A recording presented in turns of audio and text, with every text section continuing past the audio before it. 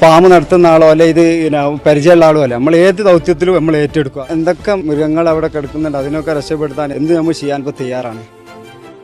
ഇപ്പോൾ ഇന്ന് രാവിലെ ഒരു പശു ഇങ്ങനെ നടന്നു വരുന്നത് കണ്ട് അപ്പോൾ എനിക്ക് തോന്നി ഇതിലൊരു പ്രയാസമുണ്ടെന്ന്.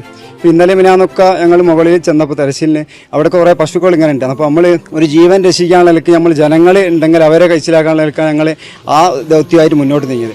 ഞങ്ങൾ ഈ കാര്യങ്ങളൊക്കെ ഞങ്ങൾ ഇന്നലെ ചർച്ച ചെയ്തിരുന്നു. ഇങ്ങനത്തെ പശുക്കളും അതുപോലെ തന്നെ നായി പൂച്ച അങ്ങനെയുള്ള സാധനങ്ങളൊക്കെ ഉണ്ട്, അതിന് നമ്മളൊരു സംവിധാനങ്ങൾ കാണണമെന്ന് പറഞ്ഞാൽ ഞാനിപ്പോൾ നടന്നു പോകുമ്പോൾ ഒരു പശു അങ്ങോട്ട് പോകുന്നു, അതിൻ്റെ ഒരു പ്രയാസവും അതിൻ്റെ വിട്ട് പാല് കൂടുതലായി നിൽക്കണ്ടായി നടക്കാനൊരു പ്രയാസമുണ്ടെന്ന് തോന്നിയപ്പോഴാണ് ഞാൻ അത് കറക്കാമെന്നുള്ള സംവിധാനത്തിൽ ഞാൻ വന്ന്. ഞാനല്ലാതെ ഒരു ഫാം നടത്തുന്ന ആളോ അല്ലെ ഇത് പരിചയമുള്ള ആളോ അല്ല, നമ്മൾ ഏത് ദൗത്യത്തിലും നമ്മൾ ഏറ്റെടുക്കുക.